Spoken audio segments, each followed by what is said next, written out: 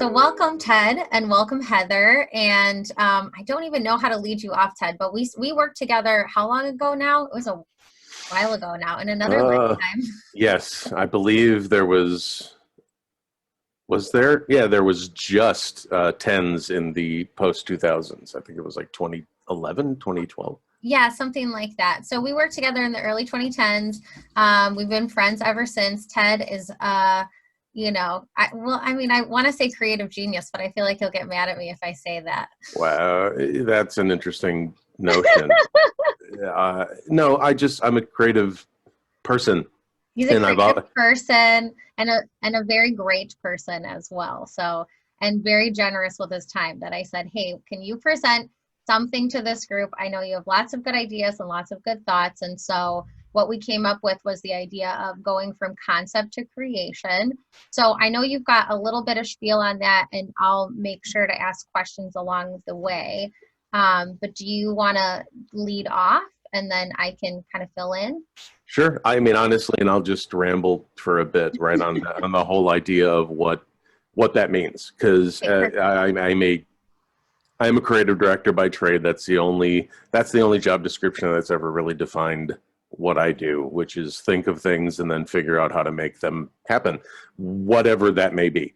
And that's the interesting part of really being creative or working in a creative industry, is that your parameters of reality are always shifting. What it is that you're looking to accomplish is never, I never know that I'm going to go up and put A-frames up from Monday through Friday, and then I never know that I'm going to go next week and lay all the electric work. I have no ability to forecast what's supposed to be my true discipline at any point in time. So I have to be good at all of it in small parts, or at least be able to act like I'm smart about all of it at all times. So that in and of itself raises the question of, well, what's a concept? What does that mean? How do you get there? How do you create a concept? Do you even need one? I mean, I won't try and answer all of those questions, but really, as long as there is a problem that a client or a friend or anybody is attempting to solve, and they're asking you for help from a creative perspective, you're going to need a concept. There's going to need to be something that goes, that's the way we can solve your problem. And, that's the way that we can talk about solving your problem, but now what is the words that we need to put in there? So concept is essentially that impetus, the crux of the biscuit. What is the thing that we know we need to solve, and this will help us do it? And then what becomes the creation or completion of that concept is a sequence of deliverables, and whatever those are, again, is more we can talk about. But if I was to put into words, and I probably didn't, but if I was to put into words what a creative director is and does, that's it, is to make something out of nothing with whatever we can. And in there it was where I hope we can have fun talking for an hour today. Is that adequate? Does that sum up why we should have done this talk? Yeah, that sounds good to me. Hooray! Excellent. Yay. Because I think we all get into that pattern of having an idea but maybe not knowing how to execute it, or having a problem but not knowing how to solve it, or a combination of those things.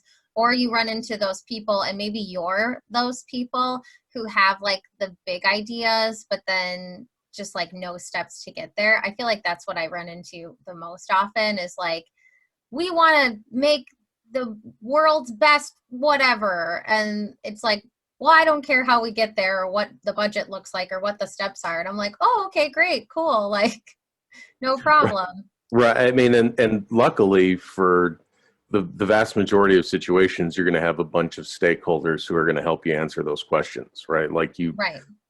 you shouldn't, unless you're part of finance, have to worry about the budget. Like from a creative perspective, if I need to worry about the budget, we're in trouble. Like that's just not, it should not be part of my purview. But that the whole notion of trying to completely solve that problem is also something that I'm hoping maybe anybody who listens to this can kind of let go of, because there is no completion. There's no end state. Even when all the work is done and everything's up and everything's live or whatever the phrase is, there's still you're still trying to engage with solving that problem. Just because the best message that you've come up with is now out to the public, that doesn't mean that it's going to be solved. You have to take in, what is the public saying about this message? Are they hearing the message? So, hopefully, and I don't know how any of what I'm going to say is going to solve it, but hopefully we can get past that idea that, oh, now the work is done, therefore I can move on to the next thing, because it's actually way more of a consistent engagement that makes hopefully the best work the best. Well, I think Yes. what you said about stakeholders is important because, I mean, in my current day job role, I'm like a party of one, right? I'm a department of one. So really it's like the budget, the strategy, the execution, the analytics is all on me, right? Like I have to do all of that. And I think that's the situation a lot of entrepreneurs, side hustlers are in too, where it's like, maybe you've got a coach that you're working with, or maybe you've hired somebody, outsource somebody to do some work for you. But I think a lot of the times it's like, okay, it's you're on your own, you've got your project, you're trying to launch something, and you've got to figure out like how to be that team of one or mostly one along the way. Yeah. Yeah. It's a, if I could answer how to do that very well in this, I should be in a TED Talk or a CE level something for something. But that is the struggle, right? Because you grow comfortable in falling back on other people's expertise. But now, especially now with the completely distributed workforce where no one works together, even when we have stakeholder partners, you got to kind of go with your gut and make sure that you're altering, like that you're changing what needs to be changed as fastly as you can too. So it's fun. Completion, the creation seems to be more and more fleeting the more we talk about this. So you said that you had kind of like the ideal process that you would go through and then like a quick and dirty one, right? Oh, yeah, for Yeah. sure. Here, let me, where did there's my mouse. I get to take over. Can I share? So should we do quick and dirty first, since that's the one you saw? Yeah, let's Okay. do quick and dirty Okay. first. So this, and I can no longer see myself, so if I look awful, I apologize. But you guys can see my screen, right? You're looking at a bag and feet going Yeah. into a subway car? Okay, great. Yeah. Um, so this was a Kickstarter project that came across my desk, as it were, while I was working with the guy who actually invented this bag at Amazon. And he said, "Oh my God, our Kickstarter's ready to go, but there's a new requirement that they have a like at least 2-minute long introductory video for what the bag is, and it usually, if it's good, then it gets funded, and if it sucks, then it doesn't. So how can we make something amazing literally tomorrow?" Luckily, I was, down, as it were, to do something, and we just decided to make the bag like a Yeti. And oh my goodness, we found it in the magical woods of the Pacific Northwest, the ultimate man bag. And we wrote a script and got a Canon camera over the course of an afternoon and a drone and made this. And you may recognize the actor.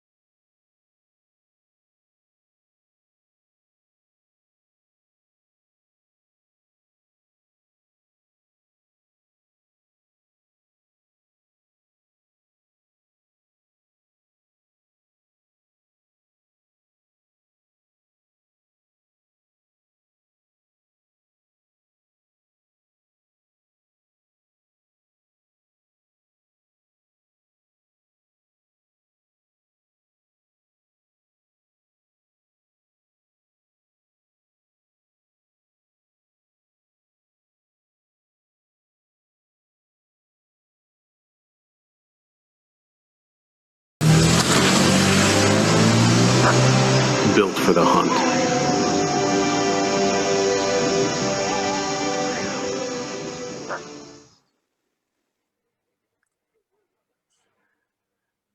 So that's what you can make with $0 and all the time in the world, and it made $77,000 on Kickstarter. Oh, is somebody else talking? No, Or is that my another echo? Vimeo started. I'm Oh. sorry. No, that's all right. It made how much on Kickstarter? 77 and change thousand, and we sold 100. I don't know. The only thing I got out of all of that was one of my own. I got my very own Fang and Hook bag. That's that.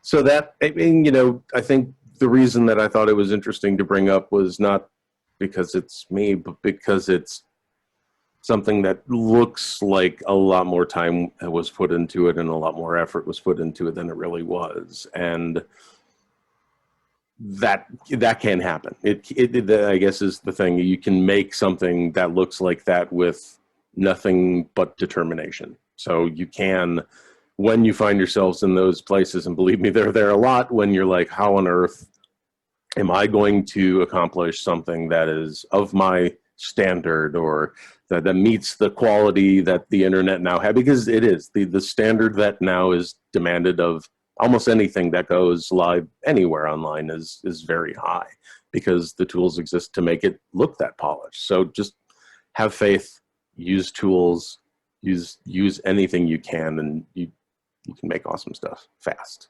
for nothing or very, very little.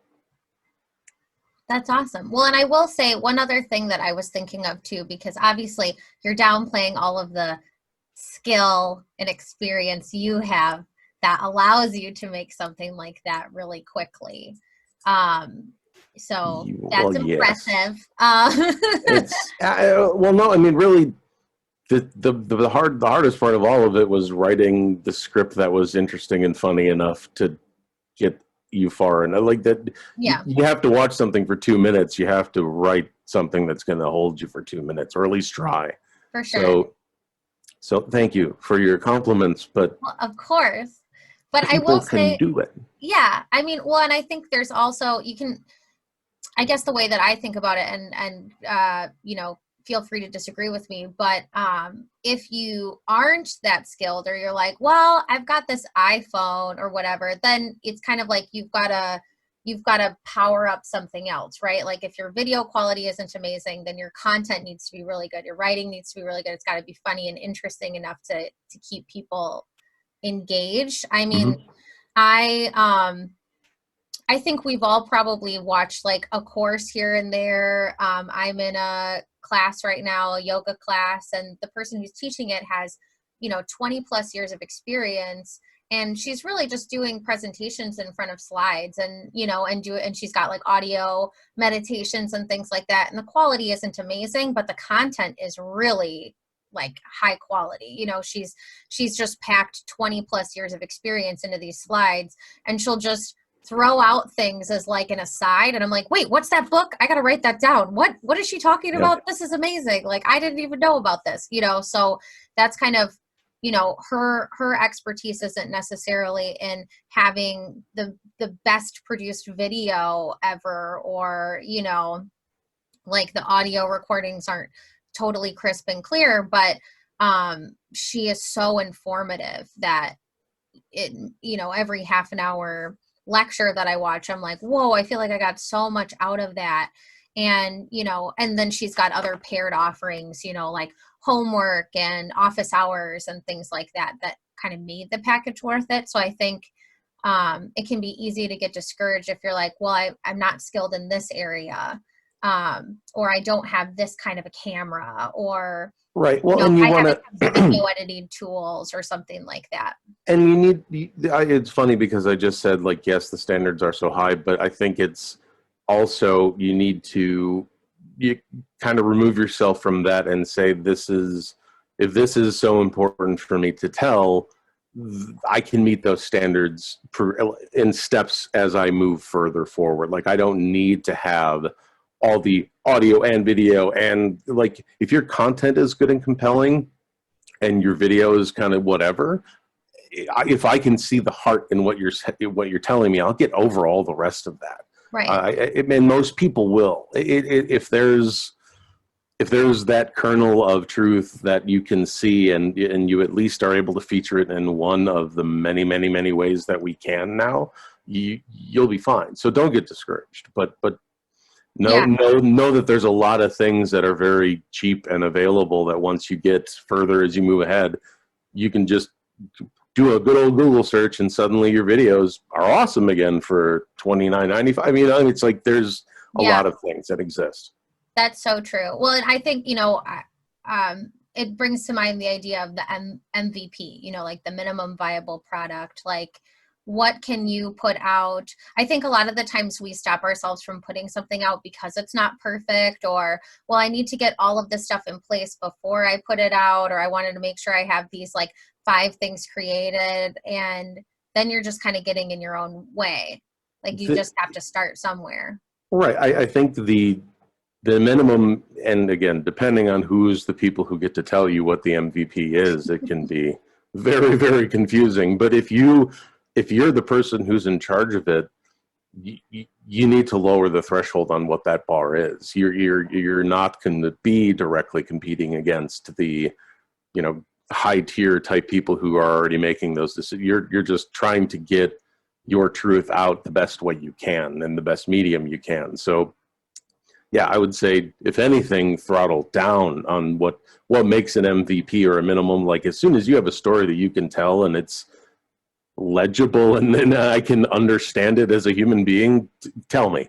And then as you start to tell me, I will say, not just people, like people will tell you like, hey, it'd be better if you had a picture of a kitty cat at some point telling me that too. And it's like, oh, that's easy enough to do. It's yeah. I totally get that. Like, for a while, like, I didn't start recording podcasts because I didn't think I knew what I was doing enough, or I had everything set up. And then just one day I said, screw it. And I started recording stuff, and I was like, well, whatever, we're going to see what comes out. And even though my best mic isn't set up right now and I still need to set it up, like, I need to get like the thing to hang it and the pop screen and the what, I'm like, well, this is good enough for now. And once I have that, then it'll sound better. And then I'll have all of this practice under my belt, so that's like the next thing that improves. Or yeah, that's I think that's the kind of part about the Amazon startup, when you can, with $200, purchase an entire studio's worth of equipment, and right. suddenly feel like that's now your table stakes, versus people who began podcasting were probably just talking into a cassette recorder.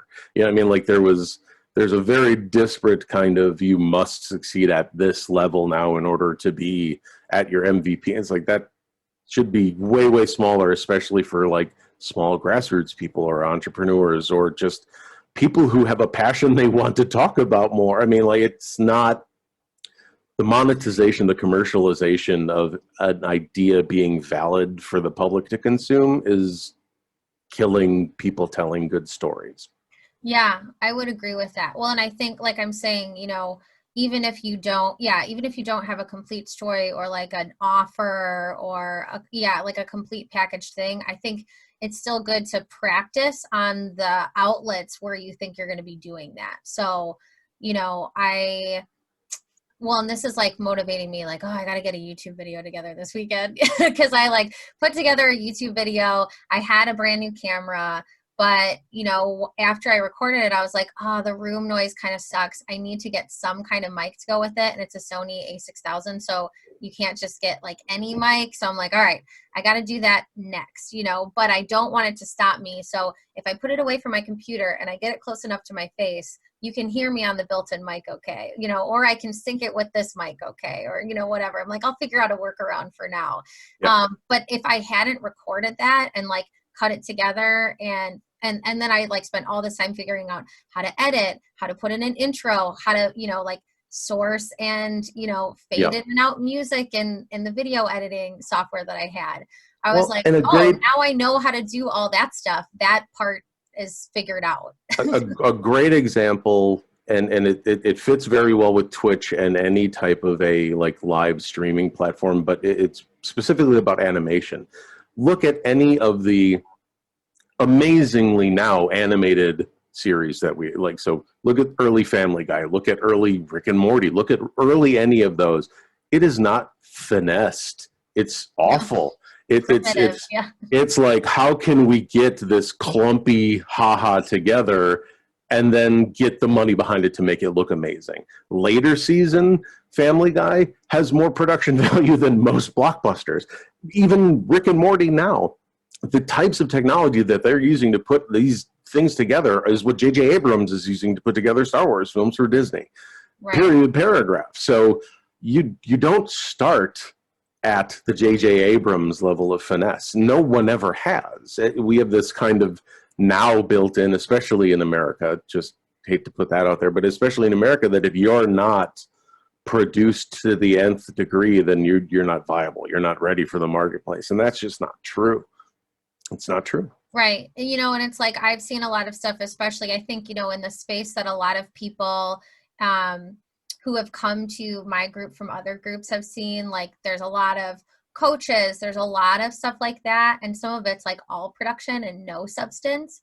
And I would much rather see very little production and like all substance. And it's like, you can feel it as soon as you start watching, you can feel like, oh, I'm going to get a lot out of this, versus the people who put together something that's 50 minutes long and all it is saying the same thing in 5 different ways, trying to get you to buy something. Right. Or that same message, but somebody insisted that there needed to be a awesome animation transition that got you from message A to message B that cost a third of the budget and does nothing.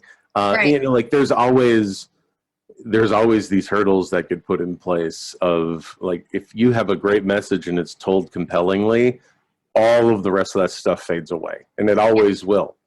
So as a creative or as anybody in a role, you have to constantly be challenging what your stakeholders or what your clients or whomever is asking you to do the work. And if you're an entrepreneur yourself, ask yourself, what really is the most important thing that I'm trying to say, and what's the easiest, simplest way that I can put that together? And all the other things that I have that are wonderful ideas about how it could be pretty or how it could sound greater, like, are they absolutely necessary? What can I peel away to get to that little thing that is true and real and resonant?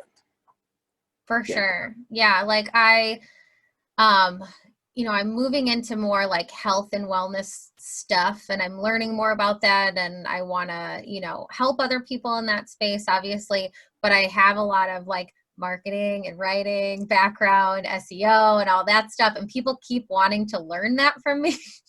And I'm like, oh, like, then I got to put together a whole thing, and it's got to be like, this Right. like, oh, I got to come up with a course or whatever. And I had a conversation with someone the other day, and I'm like, I think I just have to do it and have it on demand somewhere so people can access it. But I really do think I've been overthinking it. And I enlisted the help of a friend, and I said, can you just ask me questions on Friday and just let me know what you don't know, because that'll help me figure out what other people don't know. And I'll just teach to you, and I'll use that to create the stuff that I write about. And I'm just going to do like Loom videos, screen sharing, slides, showing people different tools, whatever, and just speak from my own experience and what I know. And I know that that's good enough. But it's like, yeah, if you start to overthink it or overproduce it, then you just kind of like drive yourself into the ground. You get in your own way too much. Well, and that's the production of it, in my experience, in any industry and anything that we're trying to build. The production is always where things fall apart the most. Yeah. That's where things go, oh, we never thought about having to build it that way. Boom. I mean, like, and then you're set back 6 weeks. So like, it's important to be worried about production when it's something that is going to be produced in mass. But as an individual, I'm constantly checking myself about, like, is that necessary, or am I just putting a hot air balloon because I like hot air balloons? I mean, like, you have to kind of always gut check. But yeah, the production is always where suddenly all of the holes in the boat you didn't know were there start letting in water. fast, real fast. Yeah. Heather, did you have any questions at all at this point? Not really, but my experience is very similar. I write a lot, and they say, write freely and ruthlessly edit. But Yes. the same is true when you look at video or graphics production or any of the different multimedia things that you can do. Write freely, produce all the content you can, but ruthlessly edit yourself down into the most useful and communicative bits. That concise communication is so valuable on my end as an end user. Like, I don't really need to see a 3-hour video about how amazing you are. You can do it in 3 minutes. Like, yeah. Let's do that. Yep. That's totally, yeah, that's such a good point. I was like volunteering for a conference a month ago, and we were allowed to submit these like words of wisdom videos about whatever we wanted. And one of the people on the planning committee with me was like, hey, you should talk about this topic. And we were limited to 2 minutes. And so I like recorded myself, talking about it. And I was like, I feel like that was about 2 minutes. And then I went upstairs to edit, and I was like, oh, that was like 8 minutes. And so I cut my 8-minute video down to 2 minutes, and I really didn't lose much of anything. And it made me realize, like, wow, there was a lot of filler in there. When you're riffing, it's easy to be repetitive, right? The riff, convert it into a script, cut it down, and then say that minimum. That's like your best. That's the sweet spot. My first ever executive creative director, when I was a teenager. Geez, I was a teenager. Yeah. Anyway, he sat me down in a room and was like, "All right, give me these 3 ideas for this pitch that we have to do like next week." And I started talking, and within like the first, I think he gave me like 90 seconds.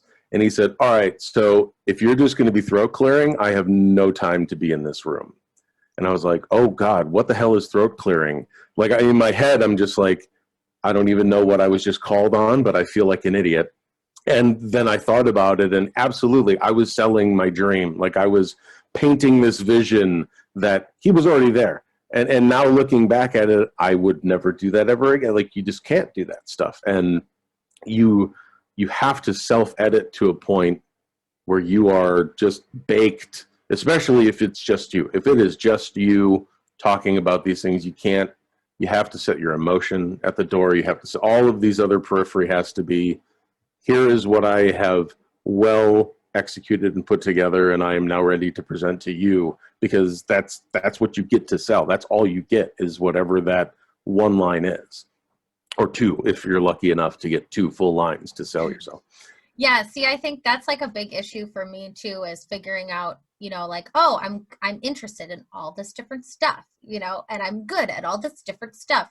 But it's like, how do you, even if you are, and even if there's an opportunity for you to sell a different message down the road, it's like you do have to start with one. You start with one line, one idea. What is the thing that you are trying to get across? And like, that's something that I've been developing right now. Like, okay, and it's kind of into, like, if I'm talking about writing, what is that message? If I'm talking about health, what is that message? And they're separate, and, they're distinct, and it's my way of not confusing people to not talk about them at the same time. Well, and we're trained professionals now to say, you need to tell me everything at once, all of the points, just give me an overabundance of data so that I, as a consumer, can decide if I want to consume.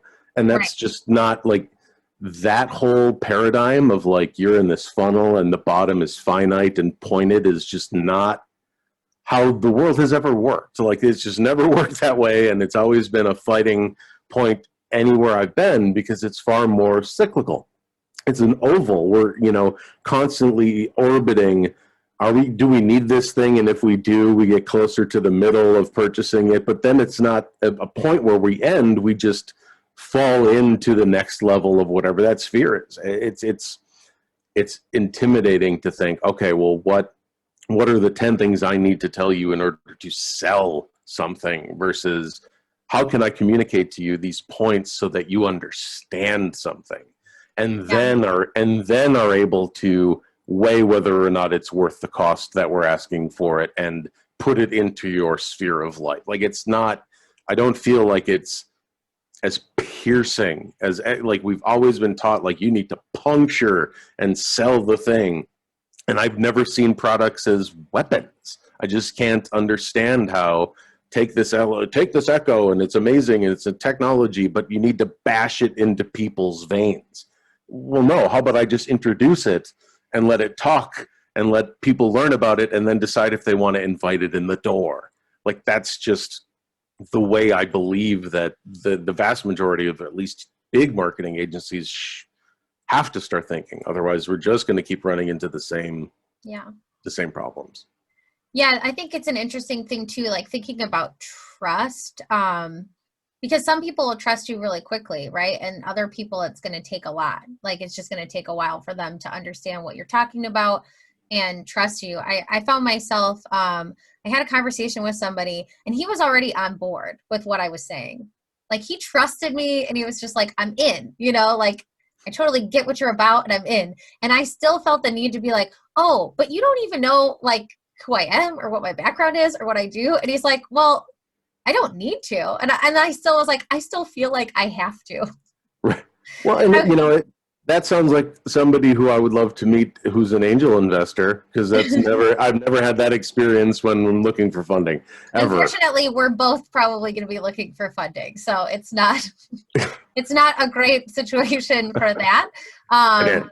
But he was just, he was awesome. He was just like, no, I already like get what you're about and I already trust you. Like we had a few words at the beginning and our like small talk conversation where we were just kind of talking about like, oh, we're from the same city and we like a lot of the same stuff and we feel these ways about these things was enough for him to be like, yeah, I want to work with you. And, and I was like, but you don't even know that I can write. You didn't even test me. Like you should test me.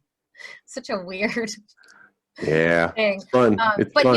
But you catch like what you were saying. It's like in those spheres or funnels or flywheels or whatever, buyer journey, whatever kind of model you want to think about, you're going to hit those people at those different points. Like some people are just going to think you're great from the get-go. And some people are going to, like the person whose courses I am taking right now, I saved one of her articles to my Evernote 5 years ago. So obviously I thought she had good ideas 5 years ago.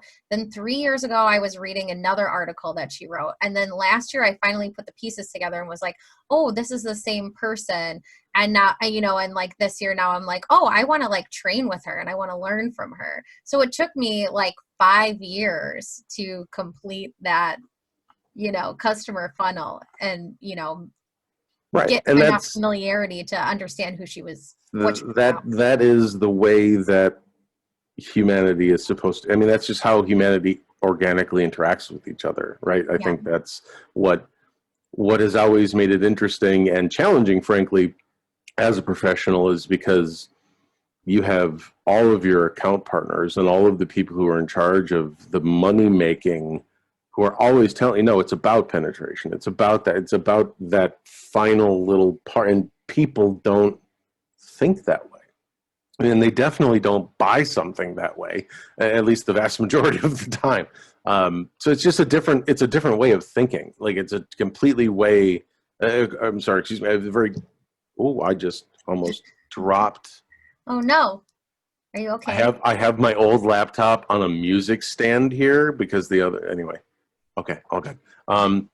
It's just a completely different way of approaching the way we talk to people because it has a longer tail and the money doesn't come right away, right? Like you didn't get the whole payoff of that relationship in a course of an 18-month cycle. You took the time that you needed to make it as relevant and personal to you to have the cogent aha to have the benefit.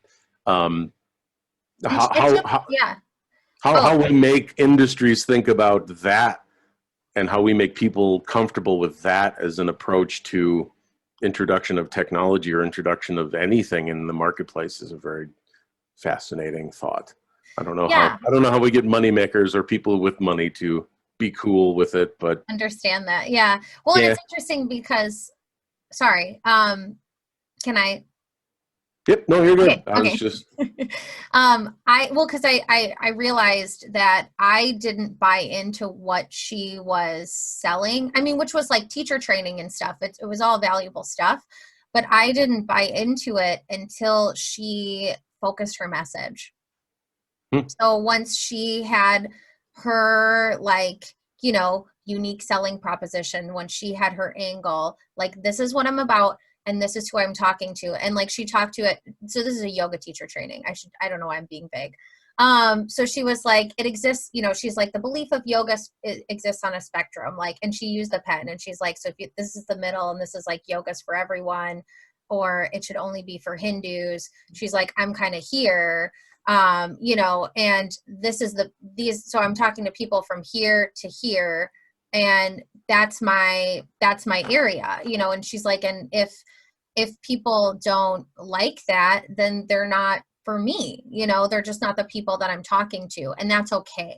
Yep. And people are going to disagree with me, especially the people who are here or here, but the people here probably won't have a problem, you know, so I kind of live in this area. So, and that pen clarity, to call it that, came over the time that you first were introduced to this person to when you decided, yeah. oh yeah. See, and that's fascinating, right? Because Yeah.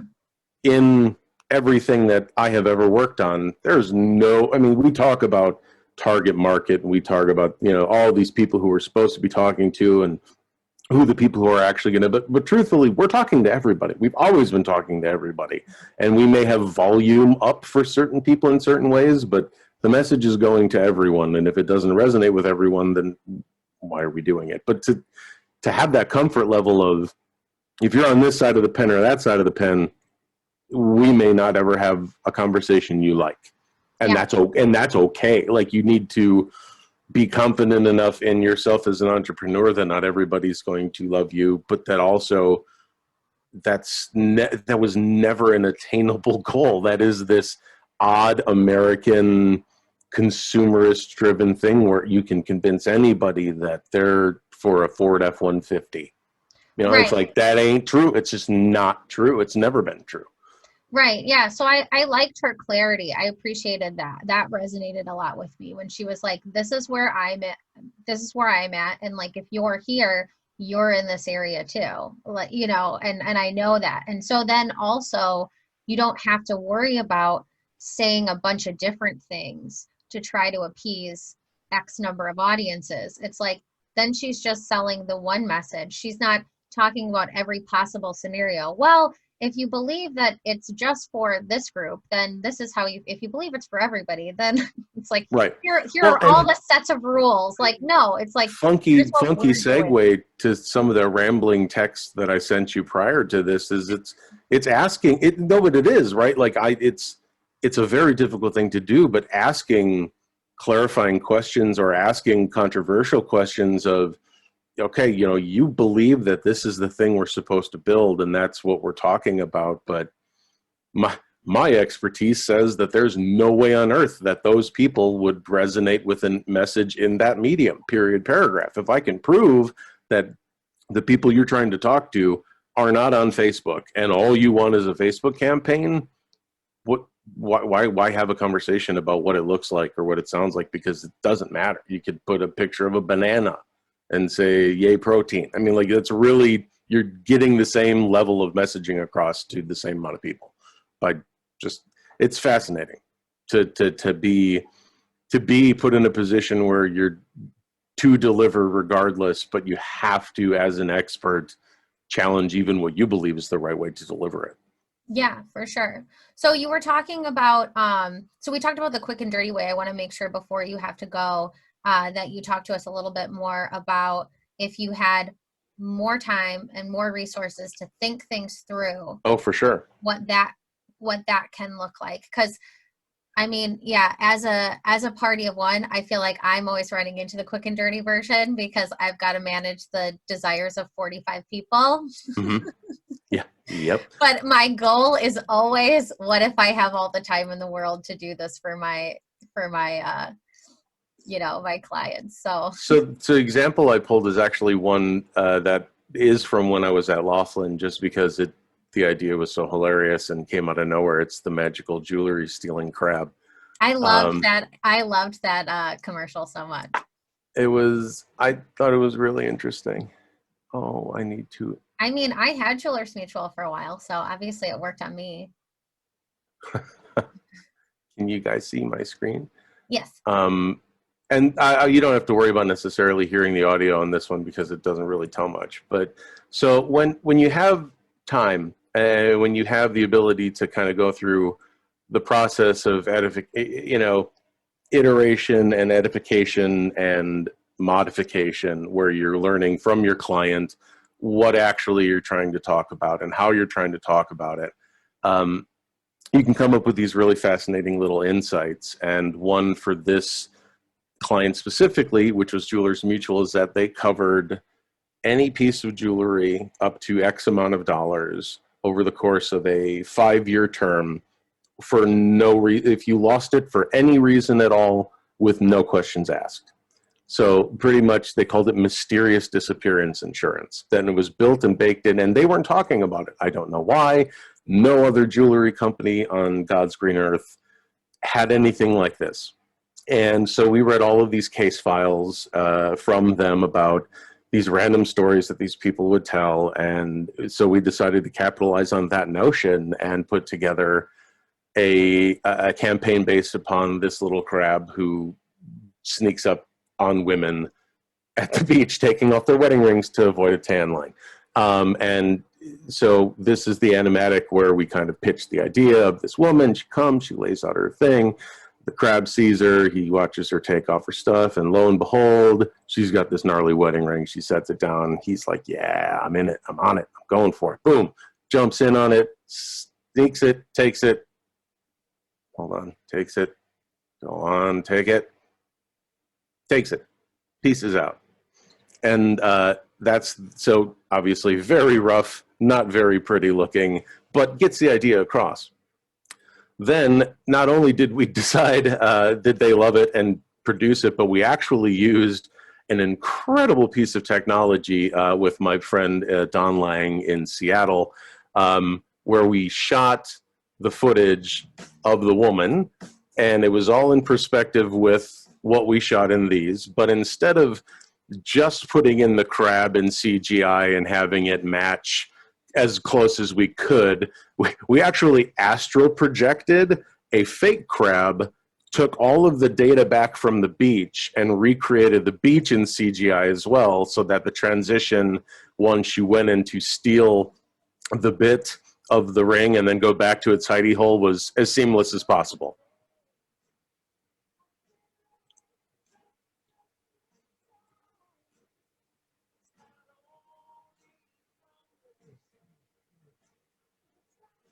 So there's the crane shot where we're actually just mapping the sand.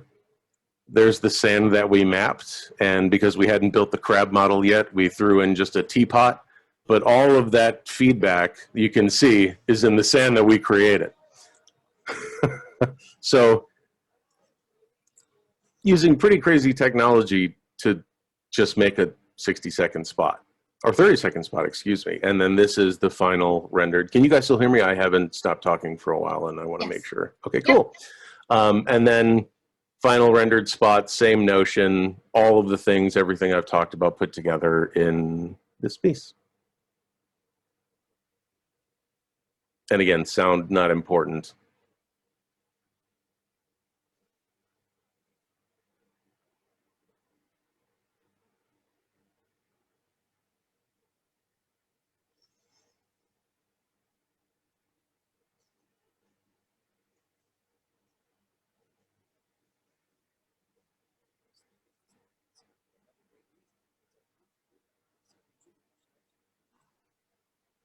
So cool.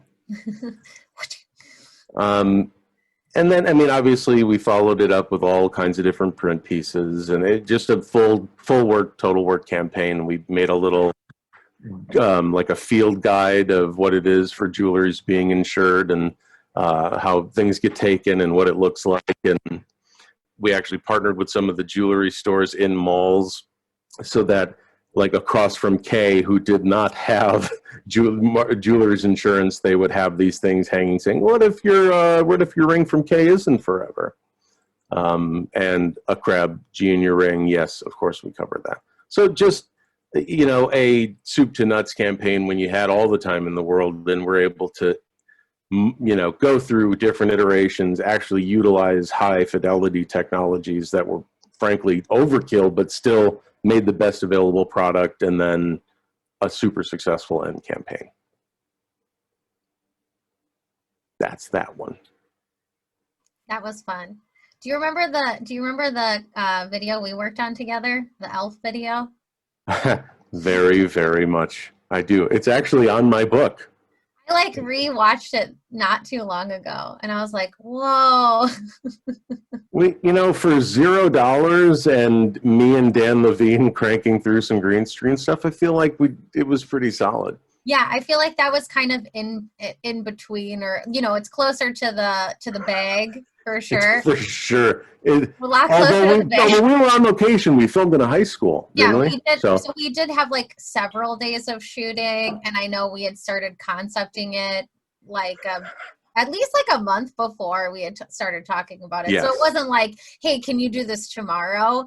But I just remember like getting approached like, hey, do you want to be an elf? And you're little.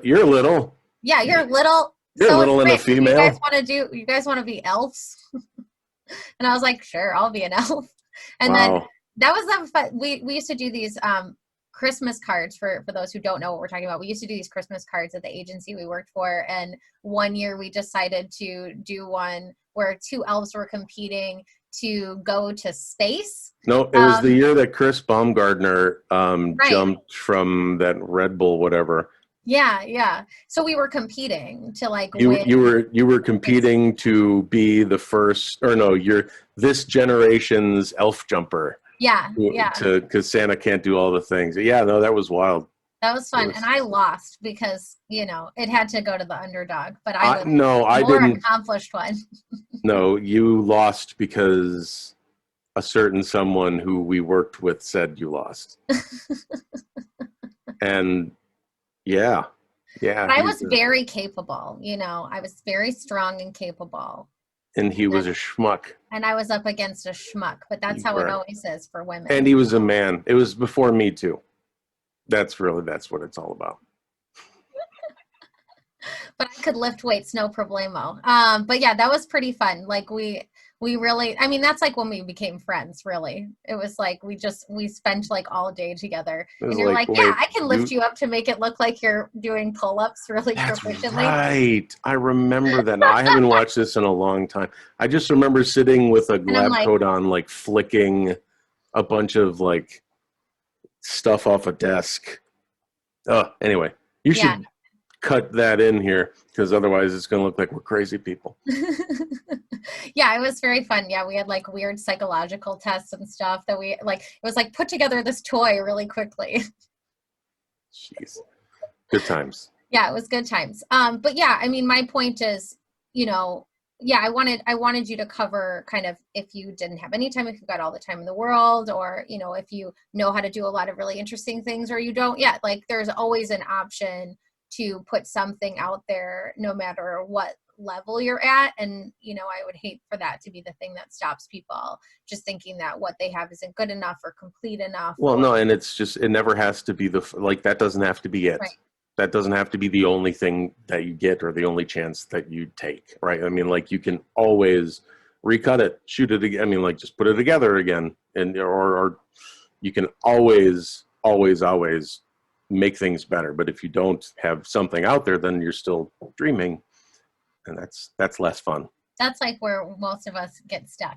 And we got to unstick. Well, because it's fun. Because there's it's awesome. I love sitting in my office and concepting because it's just whatever. Like it's anything. The second it has to become real is where everything gets difficult. Like, oh, I got to work now.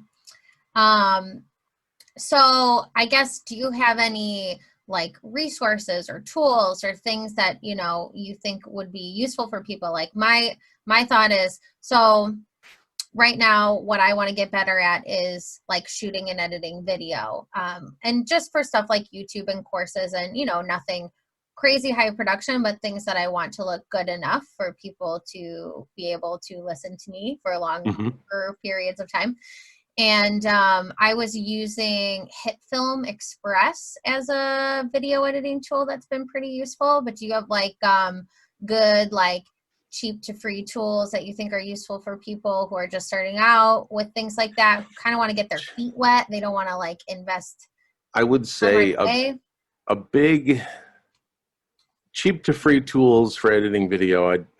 I unfortunately don't, because I've only ever used. I know, you're so spoiled. Sorry, I've never not had a full production at my fingertips. But I can say that something that has helped me, especially in the early like pitching, getting mood boarding, getting people on, is called Envato. Envato.com. Yeah, I've looked at that before. They have expanded. They have expanded what they offer, and they now have so many wonderful resources that just help you be able to like put in, like, for instance, if you're trying to sell a 60-second spot, right, and you need to do 15 mood boards and you need to do 20 different like slide by slides, they have those things kind of pre-populated with a bunch of just junk artwork or junk illustrations of like people doing nothing at a desk, and you can either remove it or put in your own picture. And the time saved in like, how do I even want to think about presenting these boards is gone. Like, or I know I want it to be, I know I want to pitch this type of illustration, but me having to illustrate 10 things by tomorrow is friggin' possible. Envato has like 50 million illustrators with 100 million different things that they allow you to purchase for like $2.99 licenses.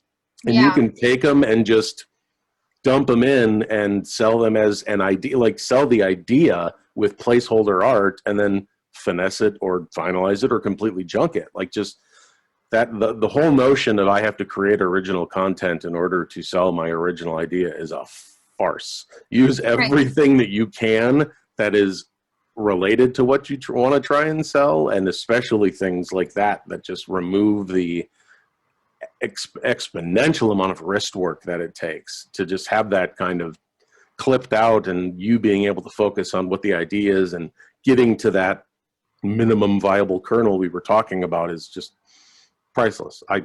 It's the happiest money that I spend.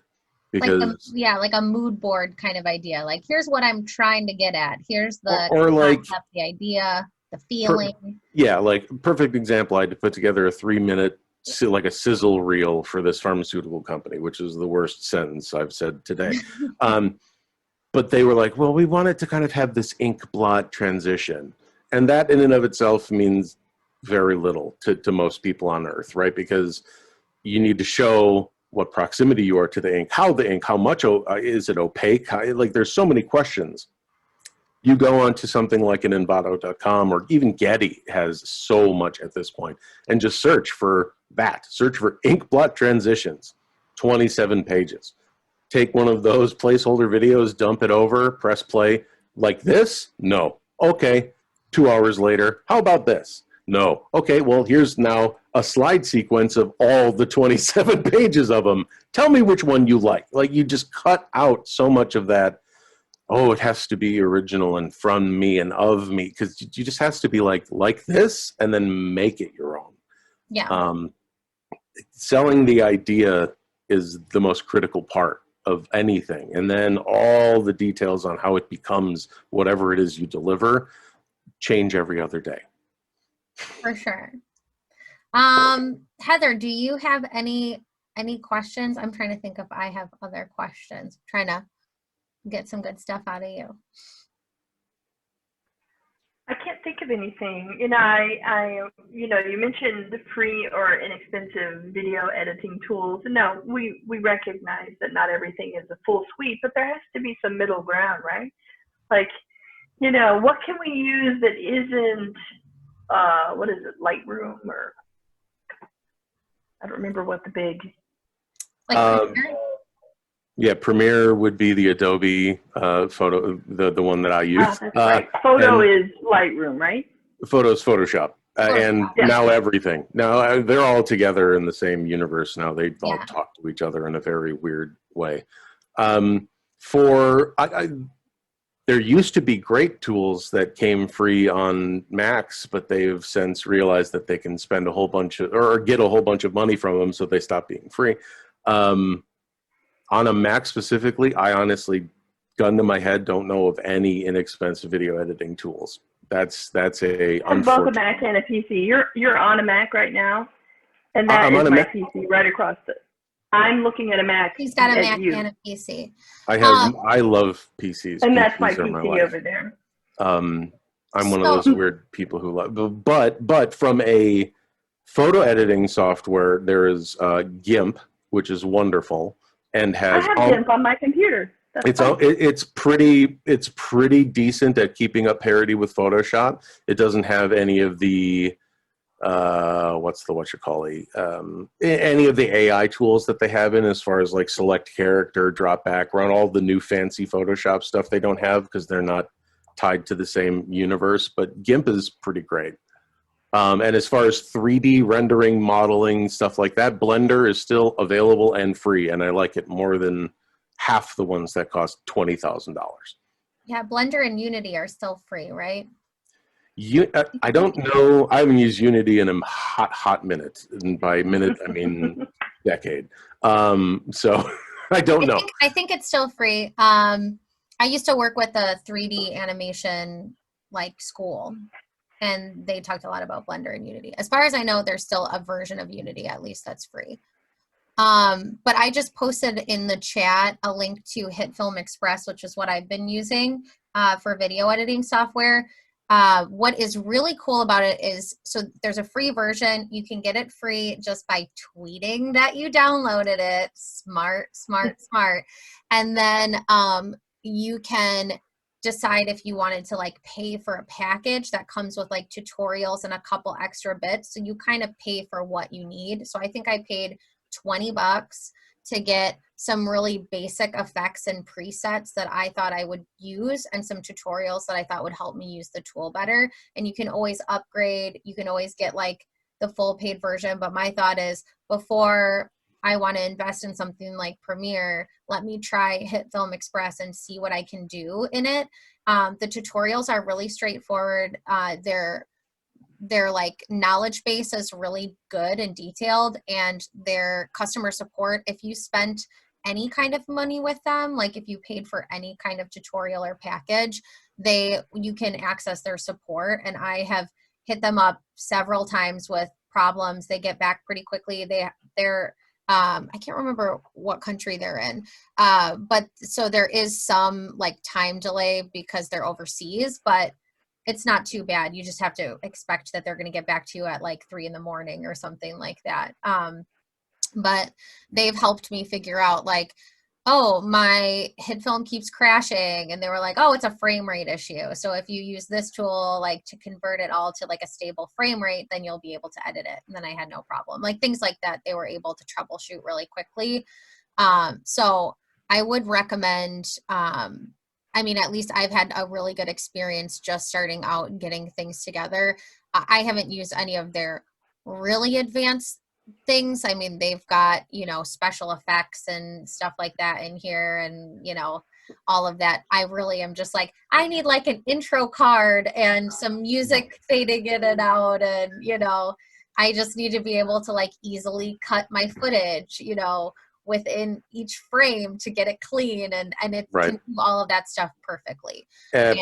Premiere is prohibitively complicated, and it has been set up to be, in all honesty. I wish that Final Cut was still on the same. Final Cut, yeah. It was awesome. I use Final Cut a lot, yeah. it was a wonderful tool, and then now it's, well, like anything that gets purchased and turned into a bloatware, that's what it is. I'll have to check out what you're saying, what you're talking about, though, because I'm always down for, if I don't have to open Premiere to do a 15-second burn, just smash. Yeah. That could be interesting. I put together, like, for this conference that I did, I put together a 30-minute video that was really just like a slideshow of nature photos. And I like bought a track of birds singing, you know, and it was like super easy to just be like, import all of these, bulk edit the duration, bulk fix the sizing, you know, cut the audio to get rid of this cuckoo bird that someone didn't like, you know, and copy paste and make it a smooth transition so you can tell when it stopped abruptly and started again. And people were like, wow, that was great. And it was like, it was a super easy thing to put together, you know, and I was like, I don't feel like I should use anything all that difficult to put this together. And it was, you know, I've done that. I cut my words of wisdom video there. My only video that's on YouTube right now, I edited with Hit Film Express. So I've had a good experience so far. I've done a few different things with it, and it's just like, it's pretty simple once you find where all of the things are, like the levels, the filters, the effects. Like I started messing around with like animated timers and things like that, you know, or little things that appear and fade away, and like geometric welcome screens and stuff. I haven't put anything in like that, but it's pretty easy. And then you can import like animations from Canva into Hit Film. So it was like, all right, Canva, I feel like, is what so many like course creators, bloggers use. That's it's a big one. easy, you know. I use it for like social posts to put like little branding in the corners of chore tech stuff, whatever. And it's just so like, it's so simple to just like throw together an animation. And then I was like, all right, import it. Here's my opener, you know, and let me import some music in here, and here we go. So I don't know. I can't wait to hear what you think about it when you get a chance to look at it. I shall. The other, not necessarily free, but tool that you can use to some level for free is, and why am I blanking on the damn name of it? Of course I would. For what? For doing what? It's for doing like wireframing, rapid prototyping, and you, I'm losing it. It's, No, I feel like I know what you're talking about. This happens to me, especially when keeps saying Spark, and I'm like, it's not Spark. It's not Spark. It's a website that you go and you put like, and then you can output all the dang things from it. Nope. It's like that. Hold on, let me open a tab because I'm sure I have it open somewhere. Lucid Chart. I'm trying to think. There's a lot of wireframing tools, but are you talking about the one that has like the diamond as the icon? Oh no, that's Sketch. Oh, Sketch. That's what I'm. That's Sketch. That's I could There's talk no free version, right? Of Sketch? Yeah. You can still download a trial of Sketch, and if you haven't, please do. Envision. That's what I'm thinking of. Envision. They just launched their app, which is awesome. It used to be a web-only app where you could put in different wireframes and actually create like prototypes that would be device agnostic. So like if I put, they're starting to be in talks with Adobe as far as being part of the XD program. So if you can try Envision or check out Envision prior to that, it'll be way better. But as far as like putting together user flows, putting together link prototypes, app prototypes, click through, things like that, it's second to none. I did just share the link. Very cool. So any other words of wisdom to leave us with? After I talked about words of wisdom. I feel like you've given us a lot of wisdom. I don't know. I have nothing to end strongly on. No planned closing. Oh, Thanks for coming. Thanks for coming to my TED Talk. There you go. How's that? Every time. Oh, no, actually, you know what? Funny story that I'll end on. I almost had TED.com. My father, when I was buying my first URL in 1995 on my Concentric Net website, I could have bought TED.com. And he was like, you should buy TedKoszuta.com because that's your last name. And how are people going to know it's your Ted Koszuta, not just some Ted? And I'm sure Ted could have been something else. And I'm sure they would have called it something else. But at some point, I could have had a decent kick in the money when they were like, hey, we got these talks and your name's Ted. But anyway, thanks for coming to that TED Talk.